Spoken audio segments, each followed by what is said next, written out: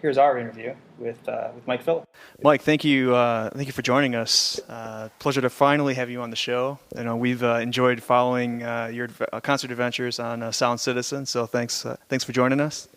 Absolutely. It's definitely a pleasure to meet you as well. And I know we've shared a lot of concert experiences together, whether we've been there together or not knowing that we were there. But yeah, it's good to finally meet you and get connected with Live Fix.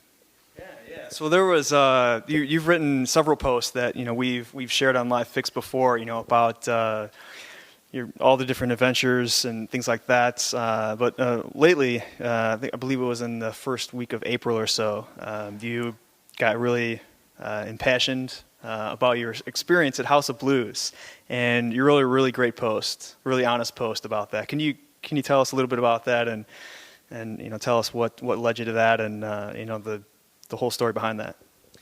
Yeah, thanks. House of Blues is one of those venues that, as a live music fan, and I just kind of always enjoyed. I mean, there are the gives and takes especially when you're dealing with kind of a downtown music venue and that crowd. But absolutely, it's just a beautiful place to be. The acoustics are always really great, and I've seen some really great shows there. And I've always looked forward to going there. And this most recent time, went to go see a show there, and we started running into some hurdles, I guess is the best way to put it. But what I wrote about in the post was that they were, a bunch of seats there. It wasn't a busy night, and it's kind of the reason we chose to go on this particular night. It was a weeknight, and really looking forward to be able to just sit down and relax and enjoy a show. And we showed up, and there was plenty of seating. And as you went to go sit down, there's a nice little sign on there that said "Talk to the bouncer." Well, we talked to the bouncer, and now they were selling bar stools. Selling bar stools. When I read that on the post, I was like, "What? That's crazy." So what happened next after that? Well, we asked the guy, "Okay, well, you're selling bar stools." He said, "Yeah, tonight we're offering one stool for $20 and two for $30." So I said, "Okay, well, so in other words, I have to pay $30 to sit down." And they said, "Yeah, you do." And looked around, and there was absolutely no one sitting down, and clearly there were plenty of open seats. But it just and then, well, of course, there were also tables and high tops and stuff like that, which I didn't even dare to ask what they were offering those for. But it left kind of a bad taste in my mouth. So I just kind of wrote about it, and we got a pretty big response from people kind of all over the web, not just on Sound Citizen, but kind of all over the place. And I think it just kind of speaks to this larger thing of concert goers feeling like they're slowly getting a little bit more gouged everywhere you go. It's not enough that we're paying a lot for beer and everything like that, but it's just not something I think that anybody's real cool with right now. Yeah, what are there's some other we've done some experiments about what would be the threshold, the breaking point, the tipping point for things like this, where the concert fan has had enough. Whether it's like Occupy Live Nation, or it's Occupy concert venue, stuff like that. You haven't really seen a lot of that, but what do you think would be the tipping point, for other things like this? I mean, obviously you had one of your experiences, you wrote about it with the House of Blues. What other kind of experiences or certain things that you think might be coming down the road or would force concert fans to say, I would love to see my favorite artist, but I'm not going to do it. I'm tired of it and pissed off. I'm not doing it. What do you think would force fans to get to that point? Well, I think it's probably. I think in large part it's already happening, and maybe it's a reflection on my age and how long I've been going to shows and everything like that. And I'm not that old. I'm 37 years old, and I've been to a lot of concerts. But even just things like Lollapalooza, I think that $95 to go to this place, and granted it's a lot of fun, but you can see as things go on, they're sort of stretching these things out to where you might get a collection of really good bands, but they're spread over 3 different days. It kind of forces you almost, if you want to get that great experience, to spend the money to go to all 3 days, and then you're looking at, I don't know, whatever it might be, $8 beers, a $6 Polish sausage, or whatever it might be, but it's a lot of money, and I think a lot of people are starting to look at alternatives for that. So it might be a good thing for the small music scene and for the independent guys and for the the Elbow Rooms of the world and the Empty Bottles and stuff like that. There's no greater thing than just stumbling upon a great show for $10. But yeah, I don't know. I don't know. I guess it's just going to keep going until people just decide to not spend the money anymore. But I certainly pick my concerts very carefully now because I just I'm not really thinking about, I really love to see that band. Of course, I want to see a lot of different bands, but, you got to be careful about what you choose because it's costing so much money,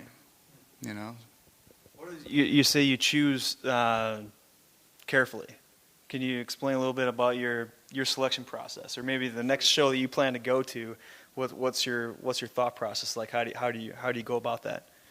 Yeah, and I think a lot of it comes down to, for me at least, a lot of it comes down to venue. I've seen some, great bands in some bad venues, and it really can destroy a show. You really kind of just leave with a bad taste in your mouth, and you just feel like you're not getting, what you paid for. And I think everybody's had the experience of going to a big arena or something like that to see one of their favorite bands, and the double whammy there is usually pay a lot of money for that, and you get a bad show. But I don't know, as far as choosing bands these days, I've seen a lot of my favorites before. If it's a type of band that doesn't come around a lot, and I know that they're not going to come around a lot, I'll spend the money for that. That's someone I'm really into, like someone, if they're innovators, like Jack White, for instance, I would definitely pay a lot of money to see that guy, just because I think he's just this incredible. How much would you pay? Well, I'm not gonna. I can already tell you, I'm not paying $95 to go to Lollapalooza for one day to see him, because that would be really the only reason I would go. If I could find him at a little after show or something like that for $60, $70, maybe. I think that would probably be worth it. And just again, he's one of those guys that doesn't come around a lot, and he seems very selective about what he plays and when he plays and who he plays with. So, and then you get the other guys like the Black Keys, who I love, and I've always loved the Black Keys, and they seem to be around all the time. So, kind of over the fact of paying a lot of money to see them. Yeah, you've written a lot about them. Some of my favorite posts that you've written about has been, a post Black Keys concert. What is it about them that you enjoy so much? And you've gone to see them several times, right? What is it about them that you just? What was it like the first time you saw them, and then all the different times? What is it about them you like so much? Yeah, I don't know. I'd have to think about the first time I saw them.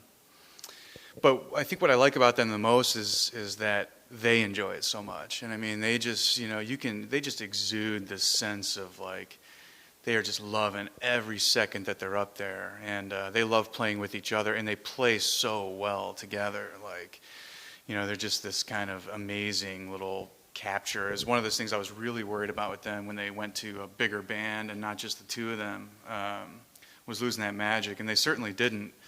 But they're just prolific too. They put out so many albums and they tour so much, and it's just, you get that feeling that they couldn't stop if they tried. So it's just one of those things that that this is just coursing through their veins, and it's just great to see that happen.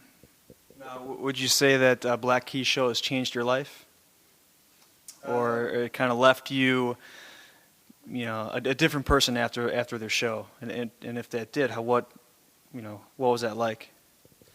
Yeah, I think that's fair to say. I don't know. I don't know if I can point to a specific time, but there was a time I went to go see them in Cleveland, and specifically made a trip out to Cleveland to go see them, and part of it was because I knew it was close to their hometown, and I really wanted to get that experience of being in that hometown crowd, and with someone that at the time, this was a few years ago, I don't know, 3-4 years ago, that I was really excited to see, and I looked to my left, and I'm kind of making this up in my head. I don't know if it's true or not, but there was an older couple sitting next to me, a few rows down, and they certainly looked the part to be maybe Auerbach's parents, Dan Auerbach's parents. I'm not sure, but there was a redheaded woman, and and the dad and the mom. But again, I could be totally making this up. This could be in my head, but they knew every single lyric to every single song and every beat and everything, and they were singing, and it was just this pretty amazing thing that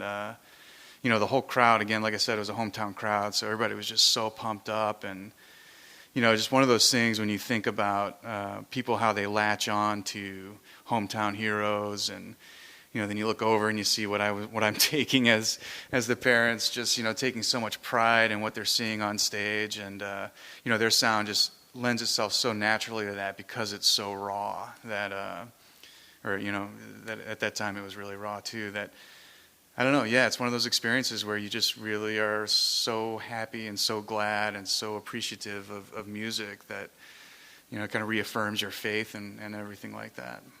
Yeah, it's kind of amazing how music can do that. That's really awesome. You actually went to you traveled out there specifically to experience a show in their own hometown. Have you done that with any other bands where you want to kind of you want to see them in their element? Have you ever done that with any other bands? That's kind of cool. I don't know if I've ever talked to anybody that's done that in that way. No, I can't say that I've ever, traveled to go see a band on their home turf. Although, you know it when it happens. I mean, just by happenstance. I mean, well, and one of the reasons also that we went to Cleveland was because I was just at that point turning my brother on to the Black Keys, and he didn't know them all that well. And then, I decided, well, look, this is just the perfect opportunity to get him to, see these guys in their element and really blow them away. But then the other thing, like I was down in Memphis for Memphis in May a few years ago, and Jerry Lee Lewis played, and really close to his hometown there too. I don't know, he might even be from Memphis. I'm not quite sure, but and the same kind of thing. Like you just get that different vibe when someone's in their hometown crowd, and he comes out on the stage and needs help to get to his piano, and you're thinking to yourself like, oh man, this is gonna be really tough to watch. But he sits down and the crowd is just almost urging him on, and then as soon as his fingers touched those keys, it was just magic, and everyone was just crazy about him. And again, seeing that kind of hometown environment, it was just on the brother thing too. And the other side of that is, and my brother's a big music guy too, but a little bit different. He's older brother, and so he grew up really loving metal, and got me into that, and which I don't know that I ever would have done on my own. And I'm still not to this day as big of a metal fan as him, but then he kind of did the reverse for me. Took me out to Milwaukee one night, just a weeknight basically. Let's get in the car and go see Mastodon. And it was one of those things where you kind of get that first listen to Mastodon and you don't quite get it. It just sounds like a lot of thrash and kind of some of that guttural kind of, stuff like that. But then the closer you listen, those guys are extremely talented, and just really masters of their craft. And they return the favor. And we've been to another Mastodon show after that too since. So it's a great thing to be able to share with the brother, So you guys kind of like share that stuff back and forth, and you kind of say, okay, well, now it's your turn to take me back or to another show, or that's cool. Wow. That's awesome. So we've kind of talked a little bit about some concert venues in Chicago. What are some of your other favorite venues that you like to go to? I mean, there's so much music to experience in Chicago, and you've written a lot about some of the different venues and experiences. What are some of your other favorite venues that you like to go to that if somebody was coming to Chicago for the first time, you're like, you've got to go to these places. We've kind of already mentioned a couple of them. What are some others that would be on your list? Yeah, I mean, definitely, Shuba's is one of them. It's a good venue. I mean, it's maybe not my favorite, but if you catch it right, you kind of got to catch it right when it's not super packed in there. And when it gets really packed like that, it can be a difficult place to be. But even just the history behind Shuba's is so amazing, and so it's definitely a place that everybody should check out. Also, their sister place now, Lincoln Hall, is a pretty cool spot. Unfortunately, I think that balcony is kind of useless up top unless you're really right in the front. can't see a thing. So The balcony up top? Yeah. Really? Okay. I haven't heard anybody say that before. well, it's kind of, it's not tiered or tilted or anything like that. And they have some tables up there and everything, which seems like a really good idea. But literally, unless you're standing right on the rail, you're looking at the back of someone's head the whole time. So not the best for that, but downstairs is pretty cool. So that's a good place to check out. And definitely Empty Bottle is one of my favorites. It's just kind of that cool environment. It's, they get really good music there, and it's a great place to catch music on its way up. So before they get real big and start playing some of these bigger venues, they seem to always sort of swing through Empty Bottle, and sometimes on their way to Shuba's, they'll swing by Empty Bottle also. So that's definitely a good one. And, we talked about Metro has got to be one of the best venues in the city. I mean, there's not a bad spot to be there. You can be so close to the stage that anyone you want to see, you're going to get a real intimate show, Yeah. No, it's good to have a fellow music blogger on the show here, and I know, again, we mentioned that, you've written a lot about your live music experiences. What got you to write about music, or about live music? Like what was the moment where you were like, okay, I can no longer just go as a fan. I have to, express in writing and, take the live music experience and share it in words, and express it that way. What got you started, and what, Yeah, I think it was just I started going to a lot of shows, and just because I don't know, I started realizing that I was the one pushing all these shows on my friends, just saying like, hey, we got to go see these guys. This is really great. And, a lot of them I had to drag. It was, they were really reluctant. And sometimes, I would even just buy the ticket and just be like, here, man, don't even give me any money. Just come with me. I just want someone to go. And then we would walk out of there, and they were so excited and, almost thankful, and then we would talk about it all night, and we would just have these conversations. We'd go to the bar and, just have these conversations and talk and recap the show and talk about how great it was. And, it was just this general like buzz of finding something new and having a great experience with your friends. And, I was just going to a lot, and I just naturally like to write. And so it just started making sense. Like, you know what, I might as well just start telling everybody about these shows. And I think, a big tipping point for me, too, was that it became a lot easier with, I think, the flip camera was just like such an amazing device at the time that it became really easy to just record just even like, a couple of minutes of a show and show people this is what it can be like, like this is really great. You should check this out. So that was a real tipping point for me, too, was just being able to show people the experience and not just have to tell them about it, you know what I mean? Like let them really experience it a little bit also. So yeah, that was cool. And then I learned the more I wrote, the more people offered me tickets to go to their shows. So that didn't hurt. That's always an interesting trade-off, right? Yeah. I mean, how it's funny you bring that up, because once you start, right, for those of everybody that's listening here, if you're new, right, to this thing called music writing, after a while you get press releases, right, and you get requests to go see bands that you don't necessarily that you don't like, or you go to a show. Sometimes you kind of force yourself to like the show because you're getting in for free, right?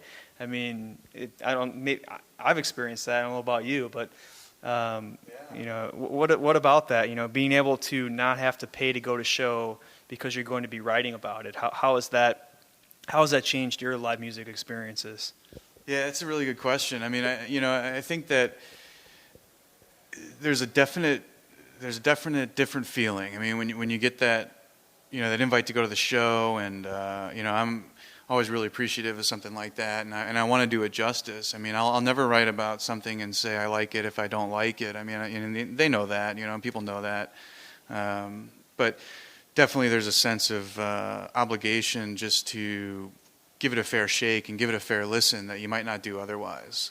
So, if a friend of mine gave me a ticket to go see, some show that was a type of music I didn't like, and I went, I might go in there with a little bit of a closed mind, but in that instance, yeah, it definitely changes your perspective. I'm like, okay, well, I'm going to give this a fair shake because they went out of their way to do this for me. Then, I'm going to listen with an open mind. So it definitely changes that. And I think on the other end, too, it changes the experience of when you go to shows that you're not covering. I mean, it's a really interesting dynamic in the sense of it's almost like a night off, so you really can sort of look at it from a different way, and you almost appreciate it on a different level of being purely just a fan. I mean, sometimes I'll go to shows and, I know I'm not going to write about it because I don't want to think about it. I don't want to think about dissecting it or anything like that. I just want to go there and be a fan. So, it changes that dynamic too. It's writing about music definitely changes the way you think about and the way you listen to music without doubt. Yeah. You find it's easier to go to a show knowing you're just going as a fan, and then after that show, the muse or whatever you want to call it is you don't have that pressure necessarily, right? That you have to come up with some words or whatever to describe that.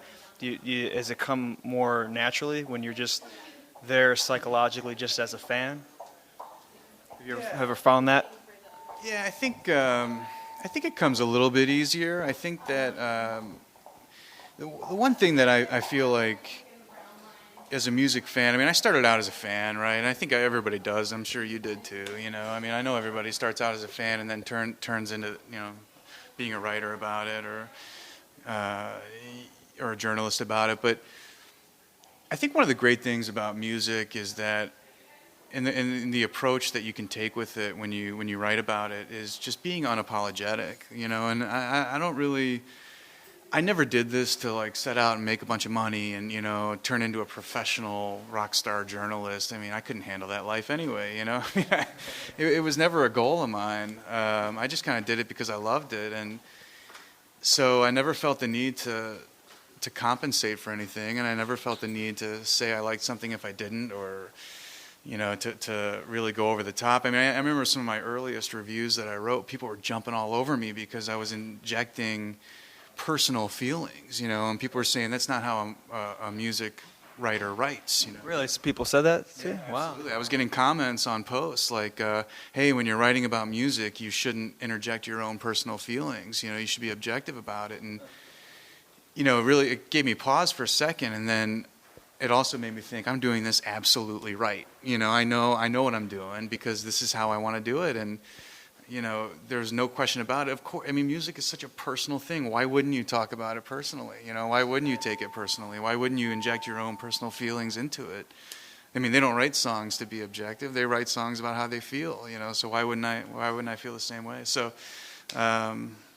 Yeah, it's a little bit roundabout way to address your question, but yeah, I mean, that's good. That's good. Excellent. Yeah. So you've been doing Sound Citizen for how many years now? Or maybe 4 years, 4 years, probably closer to 4 years or so. Yeah. You recently started doing a new newsletter, kind of as an offshoot, from that. Tell me a little bit about Windy City Weekly. Yeah, is that right? Yeah. Windy City Weekly. It's a weekly newsletter that I put out, and I try and sort of call the best of what's going on in Chicago and pile it together into one quick read newsletter. It's meant to be just really stripped down, really quick, so that you can scan it and just kind of find the stuff you want: news, sports, restaurants, bars, and just keep a light edge to it. I mean, if there's one thing I'm as passionate about as music as I am is about Chicago. I love the city of Chicago, and again, like we were talking about with music, I want to share it with people. So, yeah, it's just my way of trying to pull together the best of the city once a week, and so far, yeah, people seem to really like it. So we're getting a really good response, and it's going well. So we're going to keep doing that, and of course, we talk about music in there, and we want to direct people to some shows that we see fit and that we think that you're going to like, and just hopefully get people to enjoy their city. Awesome. So, do you have any shows coming up that you're looking forward to? Any shows on the concert calendar for you? Yeah, I bought tickets to see the Avett Brothers at Northerly Island, or is it Avett? I don't know. I never know. But that should be pretty cool. I mean, I like, it's again one of those venues I like purely for the location. It's just kind of cool to be on the lake like that, and I've always had a good time there. But yeah, I think they're a pretty good band, and so we're going to see that. And let's see, going to go see My Morning Jacket and Band of Horses at Millennium Park. Have you seen them before? I have. My Morning Jacket, I've seen both of them a few times, and My Morning Jacket, far and away, one of the best live shows I've ever seen. And Band of Horses, too, you know, they can put on a great show, too, and I've seen them put on a great show. I've also seen them, I wrote a post, I don't know, about a year and a half ago, maybe, that they put on one of the worst shows I've ever seen. So it was really interesting. I mean, you know, they were, and I wrote in that post, too, that they were tired. You could tell. They had been touring for about 2 years straight, and they were just tired and done. And they showed it. You know, it just did not come across. They were not good. And you were completely honest in that. You didn't hold back. Yeah, I think the title of the post was Band of Hosers. Yeah, I know. I mean, but yeah, you know, definitely. I mean, there's no reason to hold back. And I think the interesting part about that is I think I might have seen them on the kickoff of that tour, on one of the first few shows they played. And then I saw them again on the back end. And it was that back end show that was just, you know, I wanted to just tell them, like, man, you guys just need to take a rest. Yeah. But I still love them as a band. I still think they're great. Yeah, so I got those, and you know, my fiance wants to see Fiona Apple coming up, and I would really like to see her too. And we don't. Yeah, she's got a new album that has just come out, right? Yeah, and it's I haven't heard a lot about it, and I've heard a little bit about her live show, her tour right now. Sounds like it's pretty good, but she's one of those artists. You know, I was never like a giant, huge fan of hers or anything, but I really respect kind of her approach to everything, and she seems to be one of those people that just really takes her craft seriously, and that's just always a cool thing to see, you know, whether you really are aligned with that kind of music or not, but seeing someone that really puts everything they've got into it is always awesome. You go to a lot of shows with your fiance? Do you guys, what's that like for you? Yeah, it's great, man. I got really lucky. I didn't know it at the time, but she's a big music fan, and yeah, one of our early shows together. It was actually our second date. I took her to see a show, and we went to the Hideout and saw this band called the Postels. Really, really cool live show, fun band. I think it might be out of New York. I'm not real sure, but they tour every now and then.